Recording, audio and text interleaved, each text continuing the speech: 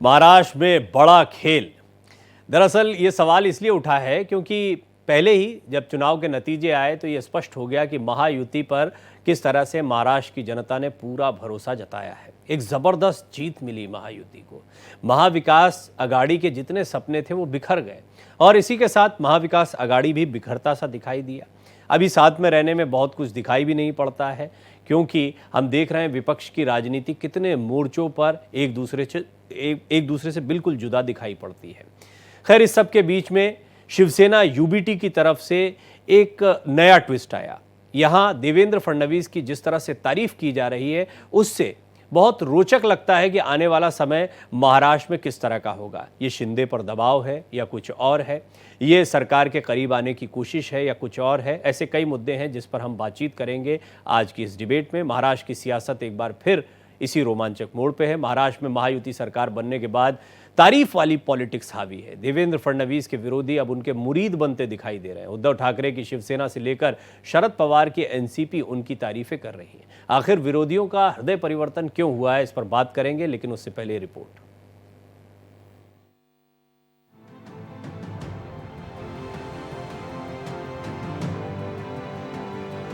महाराष्ट्र की सियासत बहुत अजब गजब है। यहाँ पल में तोला पल में माशा का सीन है। दरअसल मुख्यमंत्री देवेंद्र फडणवीस के दोनों हाथों में लड्डू है। प्रचंड बहुमत के बाद मराठा लैंड में सिर्फ और सिर्फ फडणवीस की तूती बोल रही है। तभी तो धुर विरोधी भी अब उनके गुणगान कर रहे हैं, उनके कामकाज को मील का पत्थर बता रहे हैं। पहले देखिए कि उद्धव की पार्टी के मुखपत्र में कैसे फडणवीस की तारीफ में कसीदे पढ़े गए। गढ़चिरौली से नक्सलवाद के खात्मे के लिए हम मुख्यमंत्री फडणवीस को बधाई देते हैं। साथ ही उम्मीद करते हैं कि फडणवीस गढ़चिरौली में कुछ नया करेंगे, आदिवासियों की जिंदगी बदल देंगे। अगर गढ़चिरौली में संविधान का राज आने जा रहा है तो मुख्यमंत्री फडणवीस प्रशंसा के पात्र हैं। देवेंद्र फडणवीस को उनका हमने आज अभिनंदन किया है, सराहना की। क्यों किया? एक अच्छा काम किया है सरकार ने। जरूर हम अपोजिशन में बैठे हैं, लेकिन हमारी महाराष्ट्र से नाता है, राज्य हमारा है और इस राज्य में गढ़चिरौली जैसे जिले में जो नक्सलवाद है, वो नक्सलवादी अगर आत्मसमर्पण करते हैं और संविधान का मार्ग अपनाते हैं मुख्यमंत्री के सामने, तो उनका हम स्वागत करेंगे। उद्धव गुट तो जैसे फडणवीस पर जान लुटा रहा है। हालांकि इस फहरिस्त में शरद पवार गुट भी पीछे नहीं है। शरद की बेटी सुप्रिया एक तरफ फडणवीस की तारीफ कर रही हैं तो इशारों इशारों में शिंदे को जमीनी सच्चाई बता रही हैं। एक चीज दिख रही है कि सरकार को इतना बड़ा मैंडेट मिला है और उसके बाद एक ही आदमी देख रहा है कि बहुत ताकत से काम कर रहा है, उसका नाम है देवेंद्र फडणवीस। बाकी कोई दिख ही नहीं रहा है, तो सिर्फ मिशन मोड में देवेंद्र जी ही काम कर रहे हैं सरकार में, ऐसा तो दिख रहा है सब जगह। टीवी भी कई देखो, सिर्फ देवेंद्र जी दिखते हैं। अब जब चारों तरफ से इतनी प्रशंसा होने लगे तो ऐसे में इंसान करे तो क्या करे। देवेंद्र फडणवीस ने सबका आभार जताया और सब कुछ भविष्य पर छोड़ दिया। यूपी बिहार के बाद महाराष्ट्र की राजनीति बहुत रोचक है। यहाँ राष्ट्रीय दलों के साथ साथ कई क्षत्रप भी हैं। कभी कोई रूठता है, कभी कोई टूटता है। हालांकि फडणवीस का भविष्य उज्जवल है, वो अपने पद पर अटल है। Bureau report, Bharat express. बड़ा दिलचस्प है, लेकिन चौंकाने वाला बिल्कुल भी नहीं है। चौंकाने वाला इसलिए नहीं है क्योंकि चुनाव हो चुका है। चुनाव के पहले के बयान कुछ और होते हैं और जब इतनी मजबूती से कोई सरकार आ जाए, इतनी मजबूत मैंडेट के साथ कोई मुख्यमंत्री बन जाए तो उसके खिलाफ आप बहुत कुछ नहीं सुनते हैं। लेकिन ये अचानक से तारीफें यूं ही नहीं होती हैं, इसके मायने ज़रा समझने का प्रयास करते हैं और इसमें मेरा सहयोग करेंगे रवि तिवारी। 2 दशकों से ज़्यादा की महाराष्ट्र की उनकी पत्रकारिता की जर्नी रही है और काफ़ी सीनियर जर्नलिस्ट हैं। रवि भाई, स्वागत है आपका। विक्रम यादव जी, जो कि शिवसेना यूबीटी के नेता हैं, वो भी मेरे साथ जुड़ रहे हैं, शिवसेना यूबीटी का पक्ष रखेंगे। विक्रम जी, आपका भी बहुत बहुत स्वागत करता हूं। गणेश खणकर जी हैं मेरे साथ, प्रवक्ता महाराष्ट्र बीजेपी हैं, बहुत बहुत स्वागत है गणेश जी आपका भी। तो रवि भाई, शुरुआत आपसे ही। पहले तो इसमें मेरे मन में तो बहुत सारी बातें आ रही थी कि एक तरह का दबाव भी होता है, सरकार के नज़दीक आने का प्रयास भी रहता है, क्योंकि भाई अब ये तो तय माना जा रहा है कि 5 साल तक जिस तरीके से उन्होंने पहले जब इतना ज़बरदस्त मैंडेट नहीं था तब सरकार को चला लिया, तो अब तो चलाएंगे ही, बखूबी चलाएंगे और उनके शीर्ष नेतृत्व का भी वरद हस्त उनके साथ में है।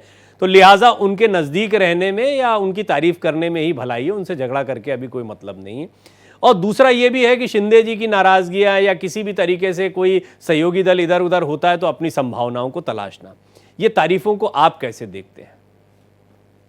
प्रवीण भाई, पहली चीज तो ये कि राजनीति में कोई अछूत नहीं होता। ये जो तारीफ आप देख रहे हैं ये अभी मौके की नजाकत है। विधानसभा के चुनाव हो चुके हैं, जिसकी जितनी शक्ति थी वो उन्होंने अपने आप को प्रदर्शित कर लिया है। तो ऐसे में मुझे नहीं लग रहा है कि सरकार की आलोचना सिर्फ आलोचना के लिए किया जाए। एक तो ये है कि शिवसेना अपने आप को एक जिम्मेदार विपक्ष की तरह दिखाना चाह रही है जी। आमतौर पर। गढ़चिरौली का जो एरिया रहा है वो महाराष्ट्र में वैसे भी हाशिए पे रहा। महाराष्ट्र में किसी अधिकारी को और किसी व्यक्ति को अगर पनिशमेंट की बात कही जाती तो कहा जाता था कि आपको गढ़चिरौली भेज दिया जाएगा। तो वहां पे अगर विकास की बात हो रही तो जाहिर सी बात है कि आपको इसकी तारीफ करनी पड़ेगी। दूसरी दो चीजें और भी हैं। एक तो ये कि हफ्ते भर पहले देवेंद्र फडणवीस और उद्धव जी की एक मुलाकात हुई थी।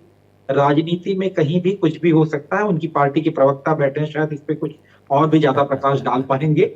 और साथ में जो लोकल इलेक्शंस हैं, जो महानगर पालिकाओं के, नगर पालिकाओं के, यहाँ पे नेक्सस कुछ भी हो सकता है। आप ये माने कि हो सकता है कि कल को अगर कुछ जगहों पे बीजेपी और शिवसेना एक साथ में भी लड़े तो कोई बहुत बड़ी बात नहीं होगी।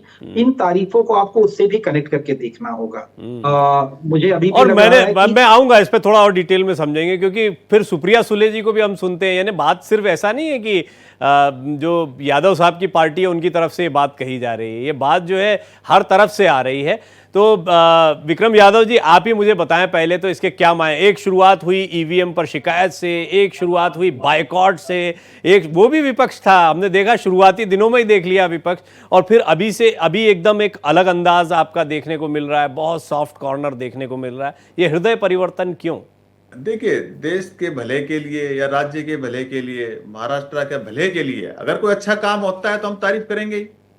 आपको ध्यान होगा 370 जब हटाई थी हमने, तब भी समर्थन दिया था।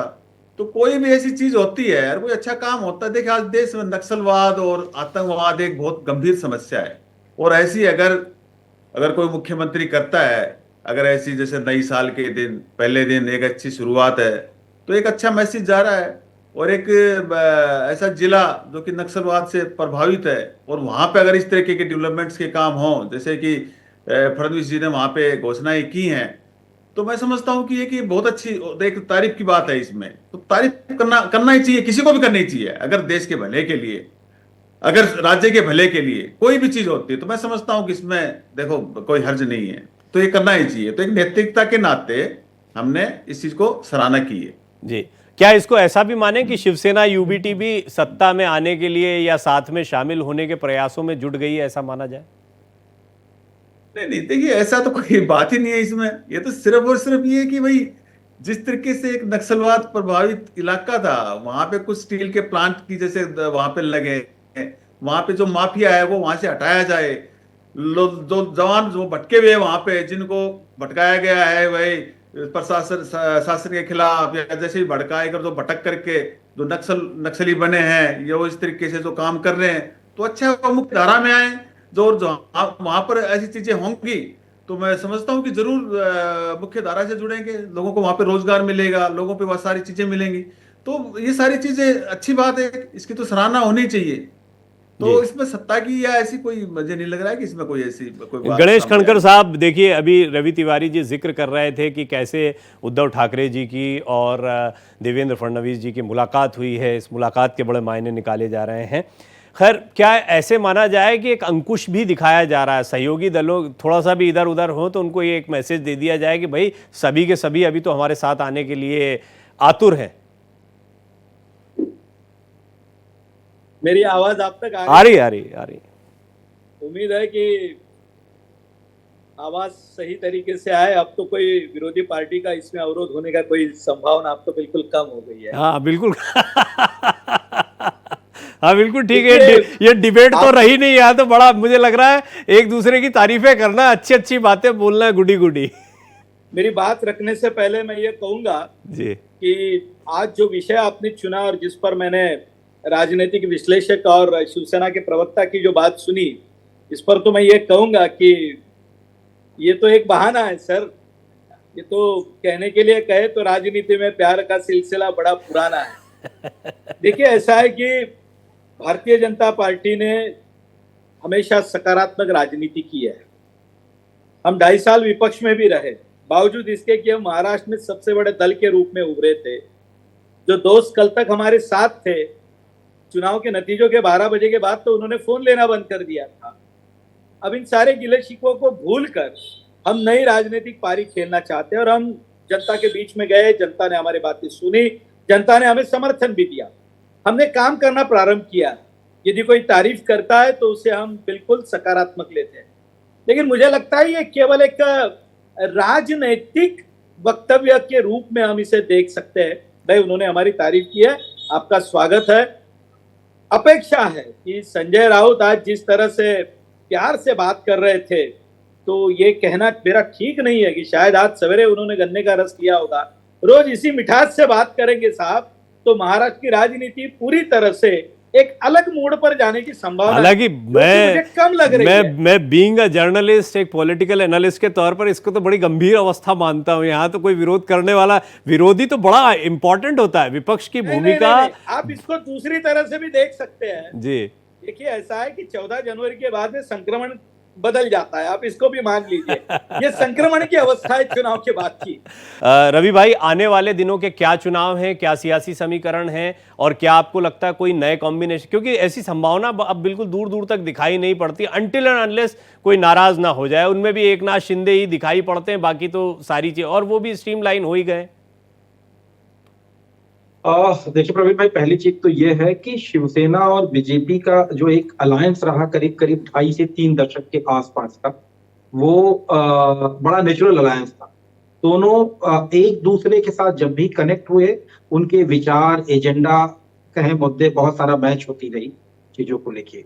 आज वो कांग्रेस और एनसीपी के साथ हैं, तो कई जगहों पे शिवसेना के लिए मुश्किलें खड़ी होती हैं, चाहे सावरकर के मुद्दे की बात करें, हिंदुत्व के मुद्दे की बात करें, वहां शिवसेना के लिए सफाई देना एक बड़ा मुश्किल काम हो जाता है। ऐसे में अगर कहें तो मैं अभी भी अपनी वही लाइन दोहराऊंगा, वो ये कि राजनीति में कोई अछूत नहीं है। और बीजेपी की जो संस्था आरएसएस है, वो शिवसेना को बड़े मन से पसंद करती रही पहले से, और अभी भी ठाकरे परिवार को लेके आरएसएस बड़ा सॉफ्ट कॉर्नर रखती रही है।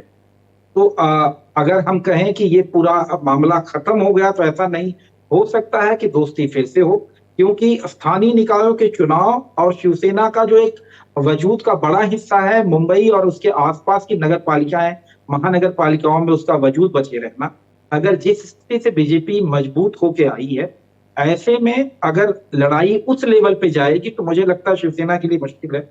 और जिस तरह से ये इसलिए भी इंटरेस्टिंग हो सकता है क्योंकि अभी निकाय चुनाव के लिहाज से शिंदे साहब को खुद को आजमाना, उनकी पॉलिटिक्स अभी अलग स्तर पर चल रही थी। मुख्यमंत्री रहे पहले, तो दल पकड़ना, मुख्यमंत्री की कुर्सी रहना, बहुत सारी चुनौतियां थी। तो वो भी एक तरीके से बहुत पुराने नेता होते हुए भी एक नए दौर से गुजर रहे हैं, ये कहना गलत नहीं होगा। उनको अपनी पॉलिटिक्स अलग स्तर पर संभाल के चलनी है। गणेश खड़कर साहब प्रवक्ता तो हैं, बहुत सीनियर राजनीतिज्ञ हैं, हम जानते हैं। थोड़ा अंदर की बात बताइए ना सर, ऐसा तो नहीं कहीं कुछ बातचीत चल रही हो, हमारे सामने ना आ रही हो, शिंदे साहब की नाराजगी हल्की हल्की थी, वो तो ऐसे ही करते हैं, चुपचाप हो जाते हैं, नाराज होकर बैठ जाते हैं, बहुत दिन से दिखाई भी नहीं दिए वो टीवी पे। तो कहीं ऐसा तो नहीं कुछ चल रहा और इस सबके बीच में मुलाकातें हो रही हो?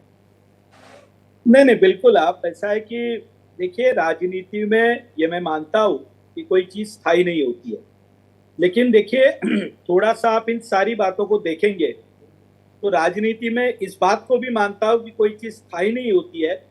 लेकिन देखिए, ये भारतीय जनता पार्टी है, हमने कभी अपने मित्र पक्षों के साथ ये दगाबाजी हमने कभी नहीं की। जो छोड़कर हमें गए थे चंद्रबाबू नायडू, वो हमारे साथ आ गए, नीतीश बाबू साथ में आ गए, बड़ी मजबूती से हम केंद्र में खड़े हैं। महाराष्ट्र की राजनीति की जब आप बात करेंगे तो देखिए, वैसे 132 हमारे खुद के आमदार चुनकर आए हुए, 5 तो अपक्ष वैसे भी हमारे साथ में है। हम आज 140 के करीब है और हमें बहुमत के लिए सिर्फ 5 की आवश्यकता है, उससे ज्यादा की आवश्यकता है नहीं।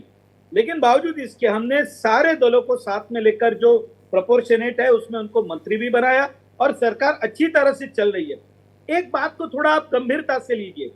देखिए, ऐसा है, आपने चुनाव के बाद और देवेंद्र फडणवीस जी ने काम शुरू किया है, आप देख सकते हो जो निर्णय हमने लेना शुरू किया, 100 दिनों के हमने टारगेट तय किए। साहब मैं आपको बता दूं, मेट्रो, मुंबई में मेट्रो आने वाले दिनों में जो अंडरग्राउंड मेट्रो का आखिरी विषय बाकी था वो पूरा होने जा रहा है जी। समृद्धि महामार्ग फिर से पूरा होने जा रहा है। कोस्टल रोड की बात है, अब उसे गति मिल चुकी है।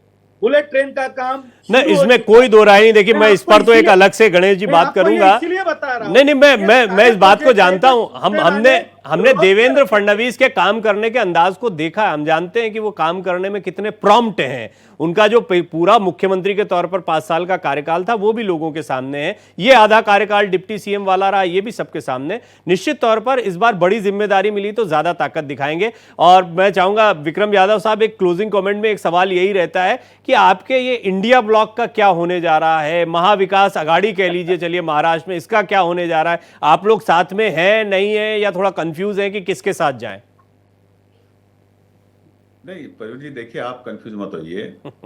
एक अच्छा काम हुआ है और शिवसेना की आदत है, शिवसेना का नेचर ऐसा है कि देश के हक के लिए अगर कोई काम होता है तो ये उसकी शिवसेना उसकी सराहना करती है। जैसे मैंने आपको पहले बताया, जैसे 370 हुआ, आपने समर्थन किया था उसका, आपको भी ध्यान होगा इस चीज का। जी। तो इसमें सियासत वाली कोई बात ही नहीं है। हम बीजेपी को ये तो बोलेंगे नहीं कि आप कोई ऐसा काम करो ताकि हम उसके अब बहाने से सत्ता में आए या साथ में आए। तो ये तो एक इत्तेफाक है और एक अच्छा काम हुआ है तो उसकी सराहना भी हुई है। देखिए और सभी को करनी चाहिए। वैसे तो देखिए हर पार्टी की जिम्मेदारी बनती है। कांग्रेस में भी जैसे जो भी देश के अंदर डेवलपमेंट हुई, नेहरू जी ने जितना काम किया है तो उसकी भी सराहना होनी चाहिए। अभी मनमोहन सिंह जी तो अभी उनका देहांत हो गया, लेकिन उन्होंने भी देश को कितने मतलब उदारीकरण हो या देश को हाँ, कितनी ये उससे चल भी रहा था समस्याओं से मेरे साथ निकाला। चर्चा में। बहुत उनकी लोगों भी ने कहा कि समस्या- चलिए डॉक्टर मनमोहन सिंह को श्रद्धांजलि के बहाने सही, लेकिन पहली बार 10 सालों में कांग्रेस के कार्यकाल में कुछ काम हुआ, इसके बारे में जिक्र होता चला गया। एक लाइटर नोट पर यह भी बात हुई थी। हालांकि देखिए मैं एक तरीके से इसको ऐसे भी वाइंड अप करूंगा इस चर्चा को कि महाराष्ट्र चुनाव के दौरान तमाम डिबेट्स हुई, आप लोगों को बिल्कुल अलग अंदाज में देखा। आज बात करते हुए इतना रिलैक्स था, या फिर ऐसा लगता है कि उस पर भी वो जो बहसबाजी चलती रही टेलीविजन की, उस पर भी एक मरहम था। लेकिन ये अंत नहीं है, कई मुद्दे होंगे जिन पर विरोध हो भी सकता है। रवि भाई आपका, विक्रम जी आपका, गणेश जी आपका बहुत बहुत धन्यवाद चर्चा में हमारे साथ जुड़ने के लिए।